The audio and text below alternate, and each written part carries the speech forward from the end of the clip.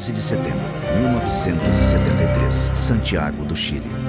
O presidente eleito Salvador Allende sofre um golpe de Estado que contou com o apoio do governo militar brasileiro.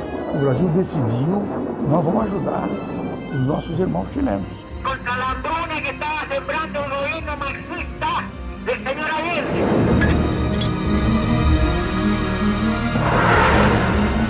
Câmara Canto apoiava soluções armadas violentas. Pinochet era um tipo perigoso, sumamente perigoso. Através da embaixada, esse acesso da polícia brasileira, porque era para prestar um serviço de formar os caras lá, dar aula de tortura. É uma página vergonhosa da história do Itamaraty. Em um momento em que muitas democracias estão ameaçadas, entender o que foram e o que ainda representam as ditaduras, os regimes totalitários, é essencial para enfrentar o futuro. O diretor Camilo Tavares é um especialista em reler com fatos e documentos confidenciais e históricos os sangrentos episódios ditatoriais que deixaram e ainda deixam marcas profundas no continente latino-americano. Em 2013, lançou o premiado documentário O Dia que Durou 21 Anos, sobre a participação do governo dos Estados Unidos na preparação do golpe de Estado de 1964 no Brasil. Agora, lança O Grande Irmão, sobre a participação do governo militar brasileiro na queda de Salvador Allende, no Chile, em 1973.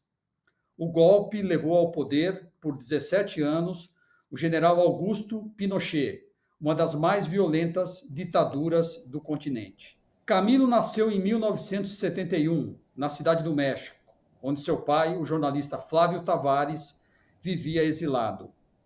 Flávio foi um dos 15 presos políticos soltos e posteriormente banidos do Brasil em troca do então embaixador dos Estados Unidos no país, Charles Burke Elbrick, sequestrado em 1969 por grupos armados. Camilo passou a infância na Argentina, voltou ao Brasil com a anistia em 1979 para morar no Rio de Janeiro. Depois passou por Estados Unidos e Inglaterra, retornou ao Rio e radicou-se em São Paulo, de onde fala nesse momento. Camilo, obrigado pela entrevista, é um prazer recebê-lo aqui no canal do Bob Fernandes. E a primeira pergunta: o que o documentário O Grande Irmão revela que os livros de história ainda não conheciam? Antônio, obrigado, é um prazer estar aqui. Olha, O Grande Irmão foi resultado de uma pesquisa de 4 anos, onde nós investigamos no Itamaraty, em Brasília, e na Embaixada do Brasil, em Santiago do Chile, a documentação que os livros de história realmente não revelam, né? A participação do Brasil no golpe de Estado contra o Salvador Allende é um tema que poucas pessoas até hoje conhecem, né? E eu fiquei realmente impressionado nessa pesquisa de ver como desde o início, ou seja, desde a posse do Salvador Allende, em 1970, né, até o golpe de Estado em 73, né, o 11 de setembro de 73, e depois, posteriormente, com o Pinochet, o Brasil teve diversas fases de apoio, né?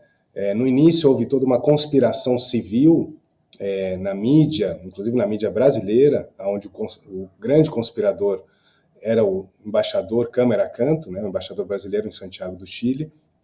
E depois, mais próximo ao golpe, a gente tem telegramas confidenciais, passo a passo, de como que o Brasil se programou tanto para mandar armas para o Chile, tá? A gente tem armamentos que chegavam para, enfim, os conspiradores chilenos, e depois do golpe, o Delfim Neto inclusive atesta isso, o empréstimo fundamental do governo brasileiro, do presidente Médici, ao Pinochet, né? Lembrando que o Brasil deu, na época, 250 milhões de dólares, né? E isso salvou, digamos assim, a economia chilena e autenticou, digamos assim, o governo do Pinochet. Então foi assim, um passo a passo realmente impressionante do engajamento do Brasil no golpe de Estado contra o Allende. Esses documentos que você, na pesquisa do documentário, obteve, eles foram encontrados aonde? Qual é a origem deles? Bom, a maioria são as comunicações da Embaixada do Brasil no Chile com o governo brasileiro, né? E isso veio através de uma investigação que a gente fez no Itamaraty, né? Nós fizemos essa pesquisa, tivemos acesso, fomos lá, fotografamos os telegramas, os memorandos, né? E também na Embaixada Brasileira em Santiago do Chile, né? Onde a gente foi, enfim, teve uma pesquisa, pilha de documentos da correspondência diária do embaixador Câmara Canto. Foi um trabalho realmente de pesquisa árdua aí que a gente fez e que acabou conduzindo a narrativa do filme, tudo com documentos originais, né? E também se obteve, quer dizer, o material do governo americano, né? Naquela liberação que eles fazem depois de determinados anos, né? Sim, tem um documento-chave, que é a reunião na Casa Branca do presidente Nixon com o presidente Médici, né? Em dezembro de 71, né? Ou seja, quase 2 anos antes do golpe de Estado no Chile, já há uma determinação muito clara do presidente Nixon, um acordo, na realidade, onde o Nixon diz, nós vamos dar todo o dinheiro, toda a ajuda econômica que for possível, e o Médici responde, nós já estamos trabalhando. Ou seja, há uma autonomia do governo brasileiro, do presidente Médici, né, em promover a conspiração. Então fica muito claro que, além da participação do Nixon, né, dos Estados Unidos, que já é mais conhecida, esse acordo aí firmado com Henry Kissinger, que inclusive participa da reunião, né, dando não só as diretrizes, mas o aval econômico para o que o Brasil precisasse em fortalecer a relação com os militares chilenos.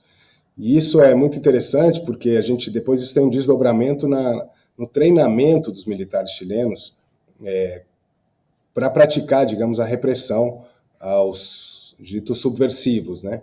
Então, há telegramas onde o Brasil envia agentes ao Chile, agentes chilenos também vêm ao Brasil, ao Rio de Janeiro, ali na Escola Superior de Guerra, ter treinamento militar de contra-insurgência, né? Técnicas de tortura, técnicas de desmantelar os movimentos civis, e isso tem assim o seu ápice, o seu auge no Estádio Nacional, né, que foi o grande campo de concentração, né, onde a partir do dia do golpe, do 11 de setembro, centenas e milhares de pessoas, brasileiros, estrangeiros e chilenos, obviamente ligados ao Allende, foram presos, né, encarcerados, e muitos morreram lá sob tortura.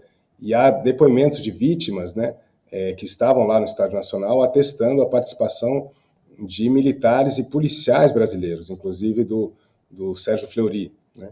O embaixador brasileiro desmente a notícia, mas nós temos, porque havia suspeita do delegado Sérgio Fleury estar no Estádio Nacional, isso inclusive foi noticiado na imprensa naquele então. O embaixador brasileiro diz, não, imagina, temos que desmentir essa notícia, o que já conota que ele sabia que o Fleury estava lá, e há depoimentos de vítimas que atestam terem visto o delegado Fleury, inclusive ensinando militares chilenos algumas técnicas de tortura, né? Outro telegrama muito interessante, Toninho, é a correspondência entre o general Figueiredo, né, João Batista Figueiredo, que foi depois presidente do Brasil e era então chefe do Serviço Nacional de Informações, do SNI, com o Manuel Contreras, que é o chefe da DINA, né, que é a Polícia Secreta Chilena. É um telegrama logo depois do golpe de 73, onde eles combinam a troca de informações num tom muito cordial e muito explícito, assim, que vamos trocar informações para liquidar, aniquilar os opositores eclesiásticos, políticos, lideranças civis, lideranças estudantis, enfim, há todo né, é muito explícito a maneira como Figueiredo e o Contreras se comunicam para trocar informações na tão conhecida Operação Condor, né? Você fez o filme anterior que falava do golpe no Brasil e, na verdade, a participação ostensiva americana nesse processo, né?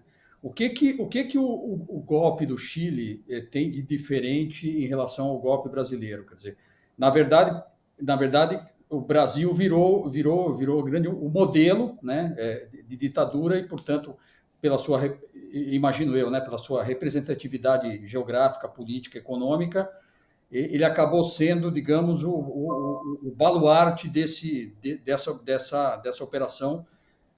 Os Estados Unidos usou o Brasil aí como digamos, um bypass aí desse processo, né?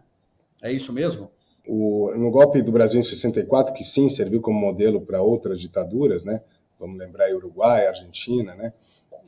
O Brasil realmente assume esse papel do grande irmão, né? Ou seja, os Estados Unidos percebeu que não podia se expor tanto, e como fez em 64, né? Lembrando que em 64, no golpe de Estado aqui, os Estados Unidos foi o primeiro a reconhecer a nova junta militar, né? No Chile, não. Os Estados Unidos já sabia que poderia haver uma condenação internacional, afinal, o Allende tinha sido democraticamente eleito, e estava claro que os Estados Unidos apoiou a queda do Allende, mas ele não podia dar as caras, digamos assim. Então, o Brasil passa a fazer esse papel do grande irmão, ou seja, é o Brasil que reconhece oficialmente a nova junta, né, o Pinochet, é o Brasil que dá dinheiro para a junta, e os Estados Unidos fica undercover, né? Então, eu acho que a grande diferença é isso, ou seja, oficialmente, internacionalmente, o Brasil dá as caras, assume uma nova posição aí nessa geopolítica latino-americana de apoiar realmente a ditadura em outros países, né? Isso fica explícito e isso realmente nunca tinha sido muito comentado, nem muito divulgado, né? A gente conhece aí a participação do Nixon, aí, interferência dos Estados Unidos em outros países, né? Mas o Brasil fazer esse papel, né, de dar dinheiro, de dar apoio militar, de dar, enfim, treinamento, né? Nunca tinha sido realmente tão explicitamente divulgada, né? No primeiro momento, porque você comentou que assim, do embaixador Câmara Canto, que foi peça fundamental em todo esse processo, né? Qual que foi as ações do Brasil quando ainda o Allende estava no poder? O que aconteceu e como o Brasil colaborou para que se desestabilizasse aquele governo? Perfeito, boa pergunta. O embaixador Câmara Canto, ele chega junto com a Dido Militar, nós entrevistamos inclusive o filho dele, né, já fazendo uma conspiração civil e militar contra o Allende. Então, desde 71, na chegada do embaixador Câmara Canto ao Chile, já há dinheiro para a mídia, ou seja, que vem do Brasil, vem dos empresários brasileiros, já há dinheiro para a mídia tanto no Chile como no Brasil, ou seja, a mídia brasileira já começa a colocar o Allende como um marxista, um comunista perigoso. Eu vi o documentário e você cita ali que, na verdade, eles deram dinheiro para 32 jornais chilenos, né?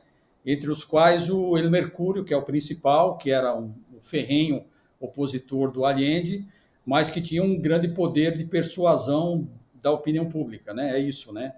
Perfeito. E o curioso também é que você mostra no documentário que esse processo de desestabilização ocorre no Chile, é traduzido, né, maquiado, etc., em todas essas mídias, e a mídia brasileira, ela na verdade, ela bate o bumbo no mesmo diapasão da imprensa chilena, é isso, né? Perfeito, esse papel da opinião pública, né, Tony, que é impressionante. Os jornais brasileiros aqui, né, o Estado de São Paulo, a Folha, o Globo, né, já faziam um pouco essa campanha do terror, né, colocando o governo Allende como perigosíssimo, né. E o Brasil também contribuiu com todo o boicote econômico, né, que se deu ao governo Allende, ou seja, para criar esse clima de caos, né. O que me impressionou muito foi a chamada fórmula para o caos, que não é um termo meu, é um termo que vem dos Estados Unidos, né? E você agir na mídia, você agir na economia, você agir no empresariado, e você agir junto às Forças Armadas para realmente criar esse clima de perigo, né? Do famoso perigo comunista. E isso realmente foi aplicado e apoiado pelo embaixador brasileiro de várias maneiras, né? Digamos, estratégia do caos, ela, no fundo, ela não difere quase nada do que a gente vê hoje, né? Quer dizer, começou como uma greve de caminhoneiros, né? Depois passou obviamente, a greve travou o país, você cria o desabastecimento de alimentos, etc., e aí você vai na mídia, olha, o país está um caos, né? A gente já viu isso no Brasil nos últimos anos de novo, né? Perfeito. Das figuras do Brasil, além do embaixador Câmara Canto, que teve uma participação ativa presencial, inclusive se reunindo com os militares em diversas ocasiões e dando apoio, dando estrutura, etc. Quais são os papéis do Médici inicialmente e depois do Geisel e do Figueiredo? Você consegue, assim, olhar para essas três figuras imponentes da ditadura brasileira aí, e qual foi o papel de cada um deles dentro desse processo de apoio ao golpe chileno? Olha, Tonino, acho que a figura central aí, né, que une essa... Porque eles são da mesma geração, no fundo, né, né, um mais velho que o outro, mas, enfim, tanto o Figueiredo assume o SNI, depois vai assumir a presidência, né, e o Geisel estava como chefe das Forças Armadas, né, no governo Médici. Agora, a figura central que une esses três personagens, e tem um telegrama aí no filme, que é do Vernon Walters, né, que é o adido militar dos Estados Unidos, que foi uma figura-chave, foi presidente da CIA, né, e o Vernon Walters participa tanto do golpe brasileiro de 64, quando ele vem aqui, ele era amigo do Castelo Branco, inclusive, e ele vem ao Brasil pessoalmente, numa reunião secreta na Granja do Torto, onde estava o Geisel, o Figueiredo foi recebê-lo no aeroporto, e para encontrar o presidente Médici, né. O Vernon Walters vem e dá diretrizes muito claras, né, e dizendo assim que, né, eles têm que fazer uma linha dura, têm que, inclusive, quebrar os testículos, ele diz isso, né, na arte da tortura e da repressão para evitar o marxismo, o comunismo na América Latina. Então, o Vernon Walters era a grande figura, digamos assim, o porta-voz americano, e que ele permanece durante vários governos, né, dos Estados Unidos, que é o que dá, digamos assim, um sinal verde, né, para o Médici, para o Geisel e para o Figueiredo de agirem, né, com violência, com repressão, com morte, com tortura, com desaparecimento de civis, né, políticos, eclesiásticos, né, que estavam lutando aí contra a ditadura. Lembrando que o Allende foi eleito pelo voto, embora ele tivesse 1/3 dos votos, né, a sociedade chilena estava dividida, assim como está hoje, né, ele queria fazer uma revolução ao 100%. Então, eu acho que o Allende também não soube, digamos, dialogar muito, ele foi mais radical, mas lembremos que ele foi sim eleito pelo voto. Então, como presidente eleito, e num regime marxista, isso amedrontava, né, digamos assim, a estrutura do capitalismo norte-americano. E com todas as ressalvas que a gente possa fazer ao Allende, né, ele estava, digamos assim, no seu direito de conduzir a economia e a política social, né, porque ele tinha sido eleito. E a grande medo, digamos, dos Estados Unidos frente ao Allende era, em comparação ao Fidel Castro, né, em Cuba, onde Fidel tinha tomado o poder pela força, né? Allende não, Allende representava a democracia, né, o voto, validando aí o socialismo. Tanto que o documentário mostra isso também, no dia fatídico do golpe, né,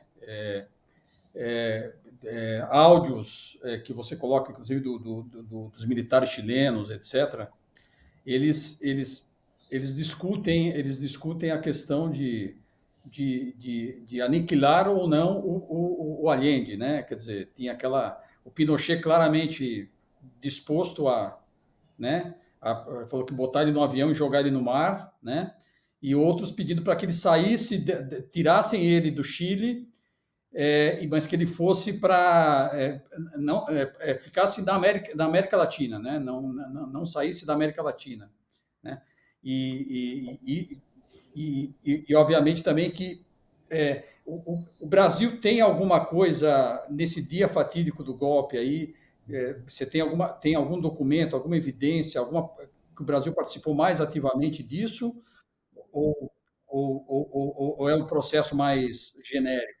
No 11 de setembro, né, o dia do golpe, ele tem 2 telegramas fundamentais, que é um anterior, acho que do dia 8 de setembro, se eu não me engano, onde o Câmara Canto dá o aval, digamos que assim, as Forças Armadas brasileiras estão preparadas, se necessário for, ou seja, que obviamente o Brasil ia garantir tanto as fronteiras, como garantir o possível envio de mais armas se fosse necessário. E outro telegrama que me chamou muito a atenção é do dia 12 de setembro, que é o Câmara Canto se reunindo no Chile, né, com Merino, né, que era o comandante da Marinha, né, que foi um dos cabeças do golpe, já planejando o desembolso do Banco do Brasil, né, ou seja, onde o Brasil, aí o Delfim Neto inclusive atesta isso, né, deu uma ajuda financeira. Então isso foi costurado, né, porque o Chile estava em bancarrota, ia falir, e o Brasil foi quem deu o primeiro reconhecimento oficial, né, e é um telegrama muito cordial, assim, dizendo, ó, toda ajuda financeira será dada, o reconhecimento oficial à junta militar já foi emitido, e estamos à disposição para qualquer outra ajuda que se faça necessária, né?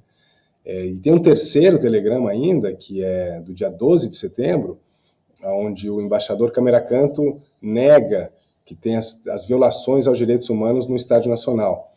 Então ele diz assim, olha, soubemos que muitos brasileiros infringiram a lei marcial imposta pelo Pinochet, mas eles devem ser julgados pelos chilenos, né? Nós, aqui no Brasil, atestamos, digamos assim, que vocês façam o que quiserem com esses prisioneiros.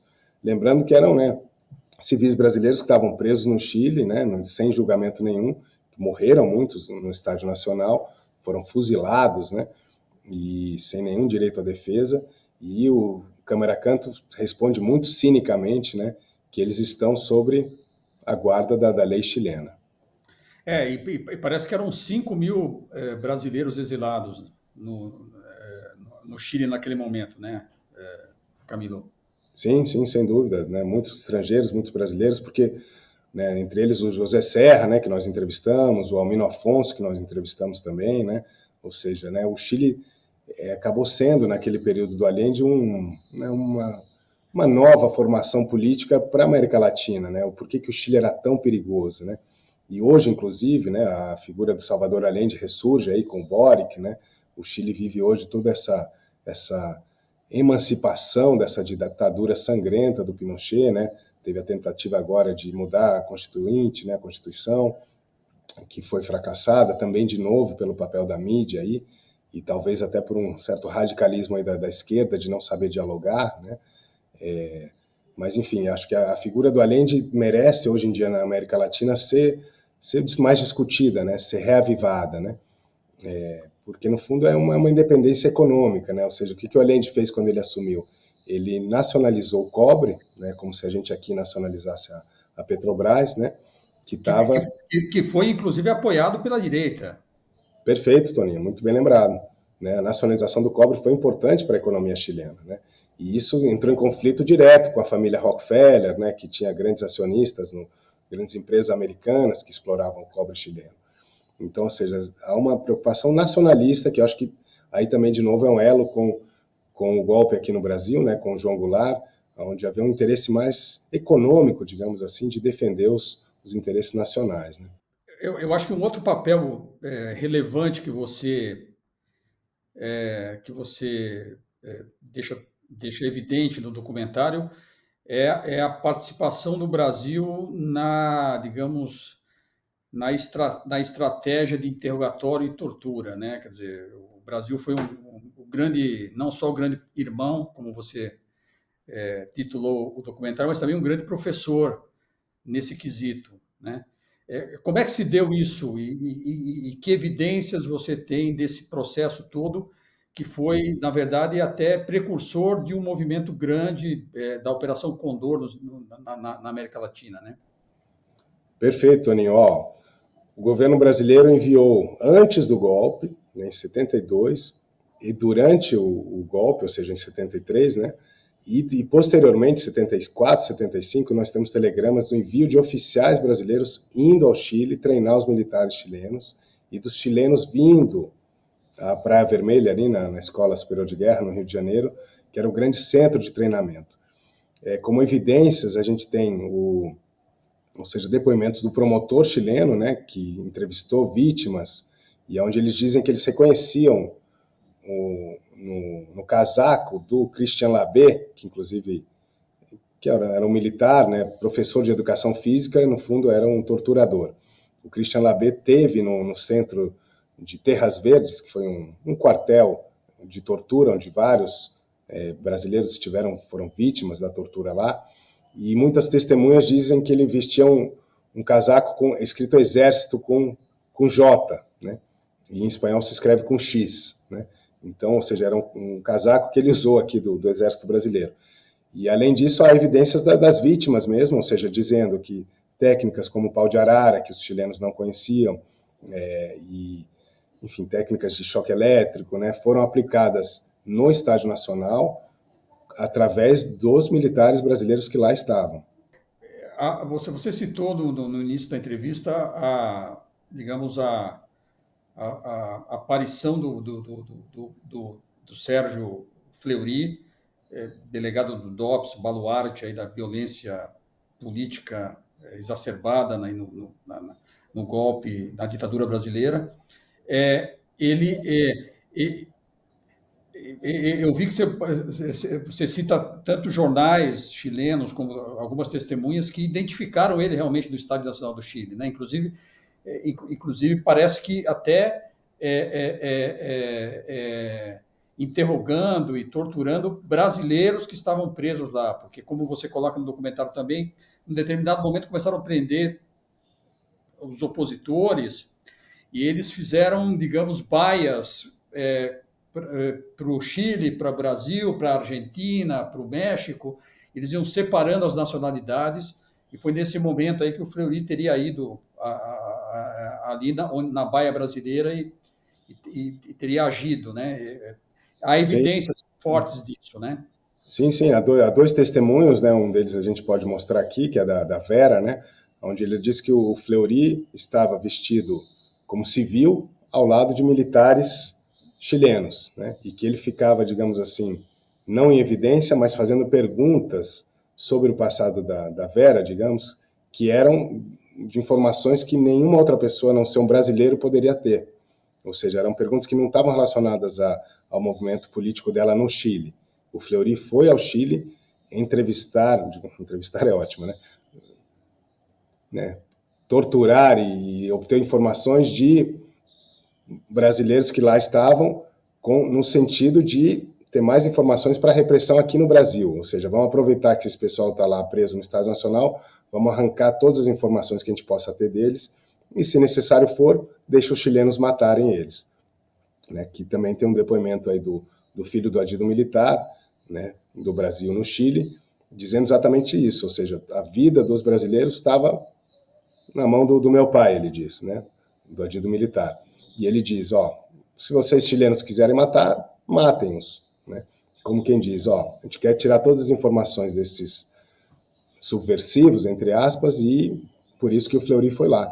E é notável o telegrama do embaixador brasileiro, do Câmara Canto, né, desmentindo a presença do delegado Sérgio Paranhos Fleury. Ou seja, para o embaixador desmentir, obviamente, porque havia sido noticiado por um jornal chileno e ele, obviamente, queria evitar que essa notícia fosse divulgada.